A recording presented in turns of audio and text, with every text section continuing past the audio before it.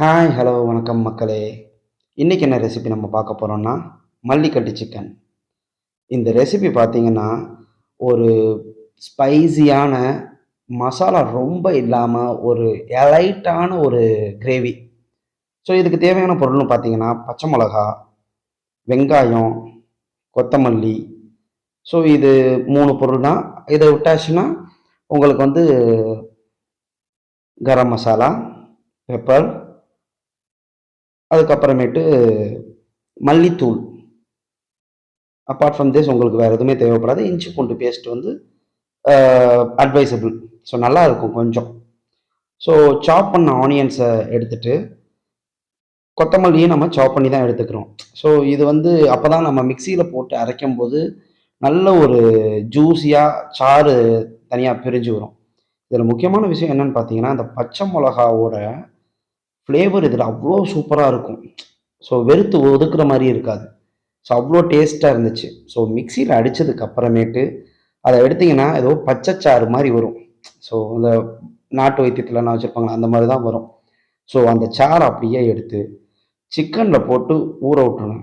அந்த சிக்கனில் அப்படி இன்ஃப்யூஸ் ஆகிருக்கும் அந்த சாறு. சீரியஸ்லி ஒரு பச்சை வாடையை நம்ம லவ் பண்ணி இந்த இடத்துல ஃபீல் பண்ணுவோம். ஸோ அந்த சாறில் கொஞ்சம் உப்பு போட்டுட்டு மேரினேட் பண்ணி ஊற விட்டுருங்க. ஸோ ஊற விட்டதுக்கு அப்புறமேட்டு அது ஒரு 1/2 அன் ஹவர் ஊறினதுக்கு அப்புறமேட்டு கடாயில் ஆயில் ஊற்றிக்கிட்டான். ஆயில் ஊற்றி ஹீட் ஆனதுக்கு அப்புறமேட்டு ஆனியன் சாப் பண்ண ஆனியனை போட்டு வதக்கிக்கும். ஸோ அது ஒரு மாதிரி நல்லா ஓரளவு வதங்கினதுக்கு அப்புறமேட்டு அதில் இஞ்சி பூண்டு பேஸ்ட்டு. ஸோ எதுக்கு இஞ்சி பூண்டு பேஸ்ட்டுன்னு பார்த்தீங்கன்னா, அந்த அரோமா மேக்ஸிமம் சிக்கன் நான்வெஜ் செய்யறதுனால இஞ்சி பூண்டு பேஸ்ட்டு போடுறது பெஸ்ட். ஸோ அந்த இஞ்சி பூண்டு பேஸ்ட்டு போட்டு அந்த பச்சை வாசனை போனதுக்கு அப்புறமேட்டு நம்ம பச்சை கலர் சிக்கன் அப்படியே தூக்கி போட்டு இதில் கிண்டிக்கிட்டே இருந்தீங்கன்னா சிக்கன் ஃபஸ்ட் வெந்துடும். ஸோ வெந்துருச்சு அப்படின்னு சொல்லிட்டு அதை அப்படியே ஸ்டாப் பண்ணணும்னு அவசியம் இல்லை. நல்லா ஹீட் ஆக்கி மூடி வச்சுட்டு அதுக்கப்புறமேட்டு இப்போ ஊற்றுற கேஷ்யூ பேஸ்ட் வந்து ஆப்ஷனல். ஸோ அது வந்து மேண்டேட்ரி கிடையாது.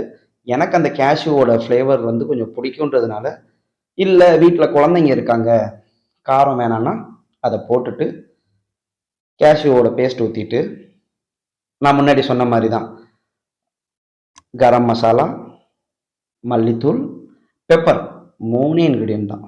ஸோ போட்டு ஃபைனலாக வந்து கருவேப்பிலை போட்டு கார்னிஷ் பண்ணி அப்படியே நல்லா கொதிக்க விட்டுட்டு மூடி வச்சு எடுத்தீங்கன்னு வச்சுக்கோங்களேன், செம்மையாக இருக்கும். ஸோ இது நான் ரைஸோட தான் வந்து ட்ரை பண்ணேன். நான் எக்ஸ்பெக்ட் பண்ணதை விட இந்த சிக்கன் டேஸ்ட் வேற லெவலில் இருந்துச்சு. காரம் வந்து காரம் மாதிரி தெரில. அதுவே ஒரு தனி ஒரு சூப்பரான ஒரு டேஸ்ட்டாக இருந்துச்சு. அதை சொல்கிறதுக்கு வார்த்தையே கிடையாது. வாங்க டேஸ்ட் பண்ணிடலாம்.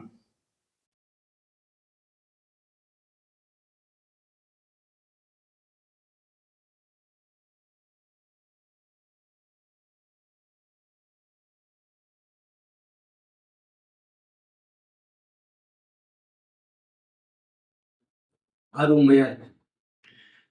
அப்புறம் இந்த மாதிரி ரெசிபி வீடியோஸ்க்கு மறக்காமல் நம்ம சேனலை சப்ஸ்கிரைப் பண்ணி வச்சுக்கோங்க.